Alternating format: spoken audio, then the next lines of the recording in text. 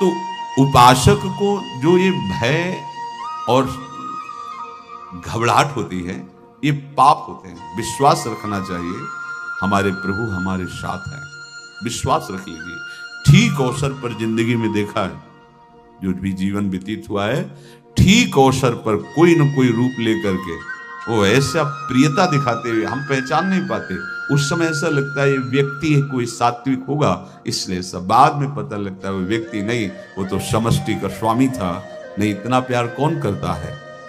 भय भक्त का विषय नहीं है। साधक 3 बातें आरंभ से देखे कि हमारे जीवन में आ रही हैं कि नहीं। पहली बात, भगवान पर पूर्ण श्रद्धा विश्वास। अनंत ब्रह्मांडों के स्वामी हैं, काल भी उनके अधीन है। डरना क्यों भाई, किस बात का डर लगना है। अगर डर है, भय है, तो अभी श्रद्धा विश्वास स्वामी में नहीं है। अगर हमें हृदय में कष्ट अपना प्रभाव पहुंचाना चाहता है, तो जैसे कोई ठंडी से बहुत कांप रहा हो और माता दौड़कर आवे, अपने हृदय से लगा के अपने शरीर का ताप देकर उसकी ठंड को दूर कर दे, ऐसे प्रिया जी करती है, ऐसे प्रियालाल करते हैं। ये कहा कहो बड़ भाग, नित नित रति हरिवंश हित, नित बरधत अनुराग, यह जो कृपा हरिवंश की। ये आपनो भाग आपन मुख, कहा जो श्री हरिवंश भल, हरिवंश भरोसे भय निडर, सुनित गर्जत हरिवंश भल। देखा है, कष्टों की बौछार है, ऐसे जैसे ऊपर से वर्षा हो रही है, भगवान शेष फणों का छत्र, संवर्तक मेघ प्रलयंकारी वर्ष रहे, गिरिराज जी का छत्र। ऐसे भक्त को कृपा छत्र से हर समय सुरक्षित रखा जाता है। भक्त बनने के लिए कोई विशेष लायकात की आवश्यकता नहीं। मैं समस्त गुणों से हीन, पर मैं अपने प्रभु का, बस यही लायकात है। प्रभु की सिवा यदि आपका कोई अन्य आश्रय है तो आपको धोखा लगेगा। नहीं तो सच्ची कह रहे हैं, इसी जन्म में निहाल हो जाओगे। एक बात केवल स्वीकार करो कि प्रभु की सिवा मेरा कोई नहीं, और है भी नहीं। स्वीकार कर लोगे तो तुम्हें अनुभव में आने लगे। हम प्रतिपल देखते हैं, प्रतिपल। वो केवल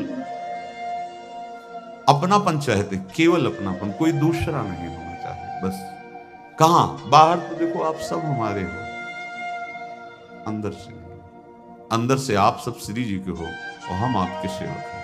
बाहर से आप गुरु मानो, जो भाव मानो, वो आपको श्री जी जाने। अंदर से हमारे आप श्री जी के जन हो और हम आपके सेवक हैं। बाहर से कुछ भी व्यवहार मानो, कोई बाहर से व्यवहार का कोई अस्तित्व नहीं, अंदर की बात का अस्तित्व होता है। आप सब हमारी स्वामिनी के परिकर हो, हम आपके दास हैं।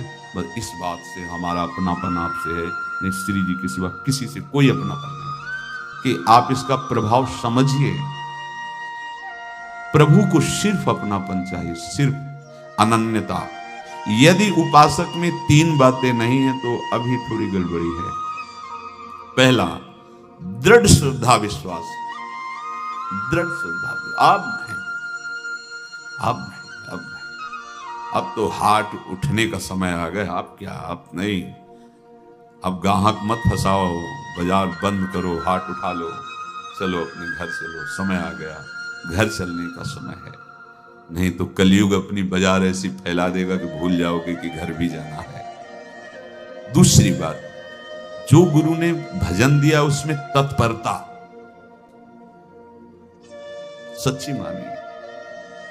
जीवन भर कभी इस प्रमाद को गुरु कृपा से आने का अवसर नहीं दिया गया कि चैन से सोए हूं और चैन से खाए हूं। पूरे जीवन कभी सुविधाओं को स्वीकार नहीं हुआ, पर साधन मार्ग में कभी भी शिथिलता नहीं हुई, तत्परता है। प्रभु पर पूर्ण श्रद्धा विश्वास और गुरु प्रदत्त साधन पर तत्परता। और तीसरा खास विषय, इंद्रियों से भोगों को न भोगना। तब ये जो रंग है परमार्थ का, तब अब 2-4 माला की मनमानी आचरण किए कहते हैं हमें भगवदानंद की स्फूर्ति नहीं होती। आपने रास्ता रखा है भगवदानंद का, बाजार लगाए बैठे हो अंदर हृदय में, अन्य आशों की, अन्य भोगों की, अन्य चाहों की, अन्य मान्यताओं की। अरे खाली करो, ये सब माया का खेल है। एकमात्र प्रभु, बस जब थन जाएगी ये बात। अच्छा गौर से देखो क्या है, जब चलोगे तो क्या होगा, चलने की तो सोचो, उस दिन की सोचो जिस दिन चलना है, और किस दिन चलना है पता ही नहीं है, तब तो और होश में हो जाओ। आपको कोई भी यहां सहयोग देने वाला नहीं, कोई भी वस्तु आपकी नहीं, कुछ भी आपके साथ नहीं जाएगा। तो होश में हो जाओ, संभाल लो, आगे की गति मत बिगाड़ो। 3 बातों पर ध्यान दीजिए, श्रद्धा और विश्वास अटूट अपने इष्ट पर। दूसरी बात, हमारे हृदय में जो गुरुदेव ने उपासना का बीज रोपण किया, तत्परता। देखो आपको हृदय की बात कहता हूं, माया के पास केवल प्रलोभन है, ये सुख में बांधती है। सुख का प्रलोभन अच्छे से सजा के पेश करके देना, साधक को भ्रष्ट करना, ये इसका स्वभाव है माया का। माया किसी व्यक्ति का नाम नहीं, किसी शरीर का नाम नहीं। भगवद विमुखता जिस वस्तु व्यक्ति स्थान से हो वही माया है। माया का मतलब थोड़ी जिसे कोई स्त्री शरीर पे आरोप कर दे या पुरुष शरीर पे आरोप कर दे ये तो माया है, तो और क्या है। मैं, मोर, तोर, तय और जहां तक इंद्रियां जाएं, जहां तक मन जाए, सब माया ही है। इसको देखा है भगवान के पार्षदों में। ये क्या करती है, चमकीली लेबिल लगाकर, सुख का चारा डाल करके जीव को बांधती है। इससे सुख मिलेगा, बहुत सुंदर है ये वस्तु, ये शरीर, ये व्यक्ति, ये स्थान, ये पद, इससे वो बांधती है। विवेक ऊपर के लेवल का तत्काल ऑपरेशन करता है, वो आंतरिक विषय पर दृष्टि डालता है तो सब खोखला निकलता है, बाहर निकल क्रॉस कर जाता है। वो विवेक, मोह भ्रम भागा, तब सब विषय विलास विरागा। अज्ञानी उसी आकर्षण सुख में बंध जाता है, और सुख तो था नहीं, बंधन इतनी जोर का हो गया, अब मुक्त हो सकता नहीं, तो उसके हृदय में लगता है इसके बिना जी नहीं सकते, इस नशा के बिना, वस्तु के बिना, व्यक्ति के बिना। और एक सूक्ष्म बात, वो जब आपको सुख देगी तो आपको स्वतंत्रता का आभास कराएगी, और जब आप उसको छू लेंगे तो आपको परतंत्र बना देगी, भयभीत कर देगी। तो आप डाउन होकर के अपने अस्तित्व को मिटाकर पूरा जीवन बर्बाद कर देंगे। इन शब्दों को लिख लो, अपने हृदय में लिख लो। माया सुख में बांधती है नहीं उसके पास सुख। जिसे तुम सुख समझते हो वो सुख नहीं, बिल्कुल सुख नहीं, वो सुख की छाया है, तुम्हें समझ पड़ती नहीं, ये गिरधर की माया है। उस सुख का बंधन, आप देखो कुछ भी क्रिया करते हो माया जनित तो प्रलोभन होता है, सुख मिलेगा। और जिस समय सुख मिलने के लिए आप लालायित हुए, उस समय सुख भोगने की स्वतंत्रता आपको दे देगी। लो, आप समझ रहे हैं हम स्वतंत्र स्वामी होकर सुख भोग रहे हैं? नहीं, अब भोग लिए ना, अब गुलामी उसकी सहो। अब तुम्हें वैराग्य हो रहा कि मैं नहीं भोगूंगा, उसकी दृष्टि बदलेगी। समझ रहे हो? अब आप अपने आप को पूरे शरणागत कर दिए, हर तरह से तुम्हें बांध करके भगवत विमुख करके नष्ट कर देगी। ये बात अच्छे से समझ लो, अच्छे से। इस सुख का प्रलोभन देकर बांधती सुख है नहीं, क्योंकि आप उपासक हो। जब सुख में उतरोगे तो कितने दिन फिर आपको घृणा होगी कि अरे धिक्कार हमारे जीवन, फिर लौटने का चांस नहीं रहेगा। ध्यान से सुन लो, लौटने का चांस नहीं देगी माया। तुम्हारी ऐसी आंतरिक कमजोरी हो जाएगी, ऐसी वृत्तियां कमजोर हो जाएंगी कि तुम उस माया के इशारे पर नाचोगे, उसके विपरीत तुम बोलने की भी ताकत नहीं रख सकते। मान लीजिए, विषय चुगा जिन चुगे, कचुक चुगत सुख होए, फिर जो फांसी ऐसी लगे, तेसम दुख न को। ये अनुभवी महापुरुष रसिक शेखर श्री ध्रुवदास जी महाराज कह रहे हैं। तो तीसरी बात का संयतेंद्रिय, दृढ़ श्रद्धा विश्वास भगवान पर, गुरु प्रदत्त प्रबल साधना में तत्परता और इंद्रियों की गुलामी कभी स्वीकार न करना। जीवन में ध्यान रखा जाए केवल प्राण पोषण शरीर के निर्वाह के लिए जो निरपेक्ष भाव से मिले उसे स्वीकार करो, अन्यथा ये प्रलोभन सुख का देकर माया तुम्हें बांध लेगी और फिर तुम्हें अधीन कर लेगी।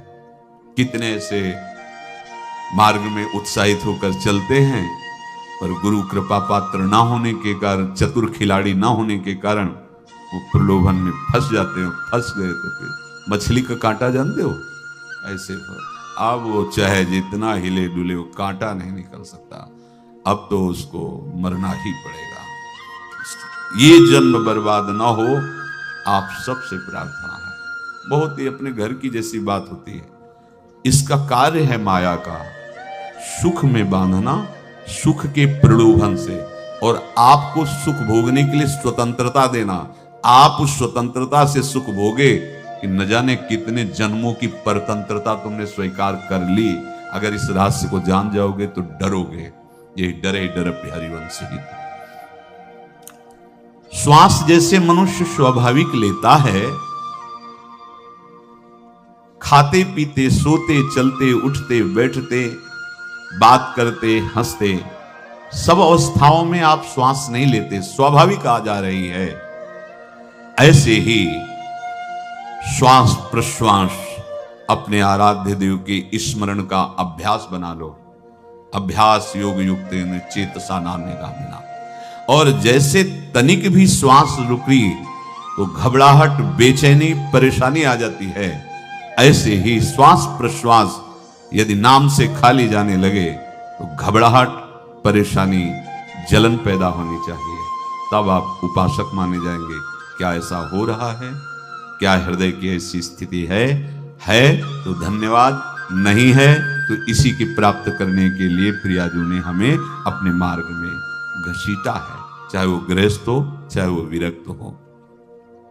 यदि श्वास प्रश्वास में नाम न हुआ तो तुम्हें घबराहट होनी चाहिए। भूरी सखी जी कहते हैं कि मेरे जी में बड़ी घबराहट होती है, ऐसे वो जी घबराते। भूरी सखी जी कह रहे हैं श्वास नाम दो बिलक चलत है, इनको भेद नमो को भावे। मुझे बहुत घबराहट पैदा हो रही। प्रिया जो से कह रहे हैं कि श्वास प्रश्वास में नाम का क्रम नहीं बन पा रहा, टूट रहा है, मुझे ऐसा अच्छा नहीं लग रहा। आप कृपा करो प्रियाजू, श्वास ही नाम, नाम ही श्वासा, नाम श्वास को भेद मिटावे। प्रियाजू ऐसी कृपा कर दो, श्वास प्रश्वास आपका नाम चलता रहे। ये बात प्रवचन ना मान करके जीवन मान लीजिए। जैसे हमारी श्वास प्रश्वास उठते बैठते चलते फिरते खाते पीते स्वाभाविक चलती है, हम ऐसा अभ्यास नाम का करें कि ऐसे चले।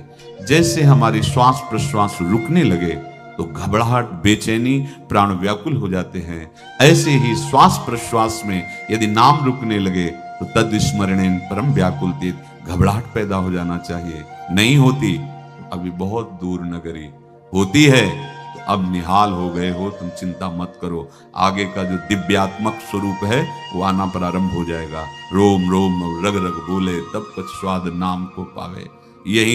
यही सारा वैभव प्रकाशित हो जाता है। जहां तक हो सके किसी भी अनर्थ के हटाने का तुम प्रयास और चिंता मत करो। बहुत अनुभव की बात है। जैसे तुम कहीं फंस गए, गलती हो गई तुमसे, माया ने फंसा लिया, अब निर्भय हो जाओ। तुम्हारा अपमान होगा, तुम्हारी निंदा होगी, कुछ नहीं बिगड़ेगा, लेकिन पूरा जीवन बर्बाद नहीं कर देना है। प्रभु के भरोसे हो जाओ कि यदि आपको अपमान और निंदा करवानी तो करवाओ, पर अब लो नसानी अब ना नसई। और मैंने समझ गया, अब आगे बढ़ूंगा, नहीं रुकूंगा। कुछ भी हो जाए, प्राण चले जाए, सभा में अपमान हो जाए, तो भी मैं अब रुकने वाला नहीं। समझ रहे? प्राप्त अनर्थ की निवृत्ति की चिंता में नहीं रहना तुम्हें। अगर तुमसे अनर्थ हो भी गया है तो तत्काल आगे बढ़ो। तुम्हारा इष्ट वो तो जान रहा है ना, तो पकड़ो उसी को। आप जान रहे थे मैं फिसल रहा था, आपने नहीं रोका ना, चलो अब आपके ऊपर है, आप चाहे अपमान करवाओ, चाहे निंदा करवाओ, चाहे आप हमारा ये शरीर छुड़वा दो, अब मैं आपको छोड़ने वाला नहीं। बिल्कुल ये बात पकड़ लेना। ये जीवन में कई बार ऐसे अवसर आते हैं जहां हमारी भक्ति को बाधित करने के लिए माया ऐसे कांटे फैला देती है और हम असमर्थ हो जाते हैं, हम दब जाते हैं। कुछ गड़बड़ नहीं होगा, मृत्यु से ज्यादा कुछ गड़बड़ होने वाला नहीं। जो गड़बड़ हो गया अब दोबारा होगा नहीं, और उसमें हम दबेंगे नहीं, हम उसे क्रॉस करके आगे बढ़ेंगे भगवत मार्ग। कुछ नहीं होगा, विश्वास करना। वो ऐसे फूल जैसा निकाल के तुम्हें अलग कर देंगे। विश्वास रखना, विश्वास रखना। इस बात पर हम जोर दे के कह रहे हैं, नहीं फंस जाओगे, फंस जाओगे। कभी इष्ट गुरु से छुपाओ मत करना कि अगर ये जान गए तो। नहीं, जानो, तुम जानो। क्यों जाने? गलती तो तूने की। अगर हमारी गलती है तो आपकी भी गलती है। कैसे? छोटा बालक जब गिरता है, माँ दौड़ के उठाने जाती है ना, तो पहला रोज दृष्टि उसकी माँ की होती है। अब तो उठा रहे हो, और जब गिरने जा रहे थे तब क्यों दृष्टि नहीं डाली? अगर पकड़ लेती तो गिरता ही क्यों नहीं? तुम्हारी माया बाजी पसारी विचित्र, सुन मुनि मोहे काकी कोड़, कहे हरिदास तुम्हारे हम जीते। तो ये अपने संबंध बल से बात कर रहे हैं। झुकना नहीं, टूटना नहीं। माया का कार्य है झुका देना, रोन देना और पश्चाताप मत करना। प्राय कहा जाता है प्रायश्चित करो, पश्चाताप। हमारे पास समय नहीं है, राधा राधा राधा सब हो गया, पश्चाताप बढ़ा गए।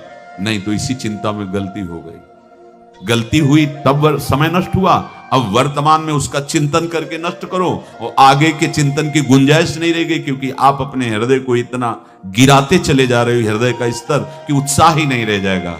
ये ऑपरेशन है सीधे भगवत प्राप्ति के लिए। बिल्कुल दृढ़ विश्वास। तुम्हें अब अपनी चिंता नहीं करनी। बैठा लो, हृदय में बैठा लो। अगर भगवत विश्वास नहीं तो घबराहट पैदा हो जाएगी, भय हो जाएगा, विषाद हो जाएगा। अरे कितनी बार संसार में अपमान हुआ है, कितनी बार सम्मान हुआ है। ये कुछ सम्मान और अपमान कुछ अस्तित्व तो नहीं रखता। अब हरि नहीं छूटेंगे। भाग हरि की तरफ, भाग। बिल्कुल परवाह न कर, भाग। किसी के फंदे में मत फंस, भाग।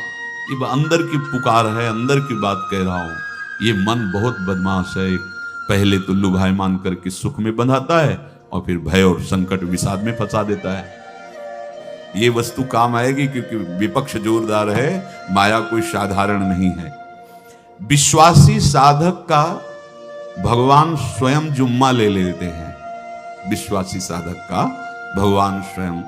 देखो, अपने मन में तुम किसी प्रकार की चिंता न रख करके ये आज से विश्वास कर लो कि अब मेरे जीवन में जो होगा, मेरे प्रियाजू के द्वारा किया हुआ विधान परम सुखप्रद होगा, परम मंगलमय होगा। विश्वासी भक्त का जब ये स्वभाव निश्चय हो जाता है कि मेरे प्रभु जो करेंगे वो मंगल करेंगे, तो परिस्थिति बुरी दिखाई दे सकती है, परिस्थिति भयावह दिखाई दे सकती है कि अब तो सब गया, ऐसा लगेगा। लेकिन वो बहुत बड़े के हाथ में नियंत्रित है परिस्थिति। देखते देखते उस परिस्थिति का परिणाम निश्चिंत, निःशोक और निर्भय कर देने वाला हो जाएगा। भयभीत मत होना। बहुत ही अमृतमयी बातें हैं। अगर अपने साधन पथ पे हम इनको आदर्श मानकर चलें तो बहुत जल्दी आनंद आ जाए। किसी भी अड़चन को तैयार रहो। ये काल क्षेत्र है, मृत्यु क्षेत्र है। कुछ भी, कभी भी, कहीं भी, कैसे भी, सबके सब मर सकते हो। अभी यही खंबा टूट जाए, बिल्डिंग गिर जाए, सब मर जाओ। कहां जाओगे? जहां ऐसे सुन रहे हो ना, ऐसे निकुंज में चलेंगे। अब हमें किसी भी अड़चन से कोई भय नहीं, किसी भी अड़चन से भय नहीं। आप ये खिलवाड़ मत समझे। किसी भी अर्थ कोई तुम्हें नहीं रोक सकता आप श्री जी से मिलने के लिए। ये आगंतुक भय एक स्वाभाविक होता है। जैसे पूज्य श्री मंगनानंद जी सरकार सेनपुर, बहुत उच्च कोटि के ब्रह्मलीन महापुरुष, तो एक चौकी पर ऐसे बैठे हुए थे और बहुत से ऐसे संतजन परमहंस सब बैठे हुए थे और ब्रह्म चिंतन के विषय में चर्चा चल रही थी। तो एक संत आगंतुक आए ऐसे गंगा किनारे। उस समय स्वामी जी कह रहे थे मंगलानंद जी कि एक होता है विचार भय, वो संतों में कभी नहीं होता है, और एक होता है तात्कालिक भय, वो सबको व्याप्त हो जाता है। तो उन्होंने कहा कि स्वामी जी, वैसे हम आपका आदर करते, लेकिन इस बात पर हमारा मतलब मन नहीं बैठ पा रहा है कि जो ब्रह्म स्वरूप को जान गया उसको विचार भय तो होगा ही नहीं, लेकिन स्वाभाविक भय कैसा हो सकता है? वो तो सिद्ध पुरुष थे। उनका स्वामी जी बैठो, प्रसंग पूरा होने के बाद फिर आपका उत्तर हो जाएगा। ऐसे चौकी लगाई बैठे, और बैठे थे बटवृक्ष के नीचे। एक जैसे बाज है, गीद पक्षी है, उस समय तो वो संध्या का समय था, आके ऐसे जे ही बैठा तो खरबर खरबर वो डाल, तुम महाराज चौकी के नीचे हो गए, जो गंगा किनारे से आए थे ना। तो कहा स्वामी जी, ये विचार भय है या स्वाभाविक भय है, या आपको ब्रह्म चिंतन या ब्रह्म बोध नहीं? तो हंस दिए, बोले उत्तर मिल गया। ये स्वाभाविक, जैसे अभी बंदर चीख दे तो सब घबरा जाओगे ना, विचार भय नहीं है ये आगंतुक स्वाभाविक भय। भय विचार भय कि अब जो है ऐसा होगा, ऐसा हो सकता है, नहीं नहीं, वही प्रसंग चल रहा है। भगवान प्रमाण देते चले जा रहे हैं। देखो, कोई भी भय, कोई भी अड़चन अब तुम्हारा अमंगल नहीं कर सकती, पक्का मान लीजिए, डरो मत। देखो, इसमें इसीलिए प्राणों की बाजी लगा के, अब हमारे प्राण नहीं हैं, हमारे प्राण प्राणनाथ को समर्पित हैं। मेरे प्राणनाथ श्री श्यामा, तो क्यों भय करें? तो हम ये सब कर किसके लिए रहे? श्यामा जी के पास पहुंचने के लिए। श्यामा जी के पास पहुंच गए, हमें श्यामा जी के पास जाना है। ये बिल्कुल छोटी मोटी बातें, अंदर ये जो सांसारिकता है, इसका त्याग करो। आप इस बात को समझो। गुरु गोविंद सिंह, लाखों की समाज बैठी हुई थी। उन्होंने कहा कि अगर तुम आजादी चाहते हो तो तुम्हें अपने प्राण देने पड़ेंगे। हमें खड़ा हो कोई व्यक्ति जो अपने प्राण देना चाहता है, मैं उसे आजादी। आजादी दो प्रकार की, एक प्राकृतिक आजादी और एक दिव्य आजादी, दोनों देने में समर्थ थे गुरु गोविंद सिंह। हाँ, ये सिखों के आचार्य हैं, बहुत ही अध्यात्म बल और शारीरिक बल से भी पुष्ट। एक खड़े हुए हिम्मत, बोले आ, गड़ासा हाथ में, अंदर गए और ऐसा लगा कि उनकी गर्दन उतार दी गई और ऐसे रक्त प्रवाह सा नाली से बहा, जो सबको दिखाई दे रहा था। और कोई है? जब पता ही चल गया कि गर्दन उतारी जा रही, रक्त प्रवाह, वो कहते मुझे तुम रक्त दो, प्राण दो, मैं तुम्हें आजादी दूंगा। 2 3 4 5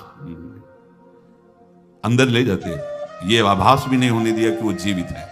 5 तैयार, पूरी सभा में 5 तैयार। बोले ये पंच प्राण प्यारे हैं भाई, इतने से एक एक से 1.25 लाख को परास्त कराऊं, देखना मेरा नाम गुरु गोविंद सिंह न धराऊं, यदि एक एक से 1.25 लाख को परास्त, क्योंकि प्राणों की बाजी समर्पित कर दी। अब क्या भय?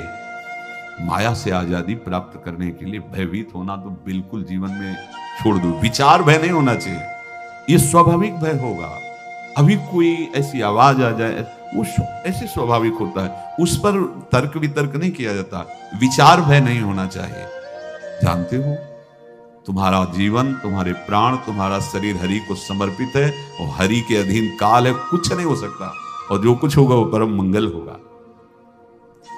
किसी भी अड़चन को भगवान के सौहार्द के सामने अड़चन मत मानना। हम अगर अड़चन को दूर करने का प्रयास करेंगे तो अड़चन हमें फंसा लेगी, अड़चन। और यदि भगवान पे विश्वास कर लिए तो वही अड़चन अर्चन बन जाएगी, उपासना बन जाएगी। मान लीजिए बात, मान लीजिए। आप लोग तो गृहस्थ में देखा होगा, हमने देखा है, बच्चा गिरा, रोने लगा, माँ उठाने आई, छाती से लगाया, वो माँ के थप्पड़ मार रहा है। यद्यपि वो कुछ जानता नहीं, पर भाव जब उसके देखे, तो बलिहार है इस वात्सल्य की, बलिहार है, ये माँ को मार के कह रहा है, थप्पड़ मार के, अब तू छाती से लगा रही, जब गिरा और चोट लगी तब तू कहाँ थी, क्यों ले उठाया? ये अधिकार हरि, वो तो अल्पज्ञ माँ है, पर हम तो सर्वज्ञ हरि के वात्सल्य में डूबे हुए हैं। हमको तो भय बिल्कुल नहीं होना चाहिए।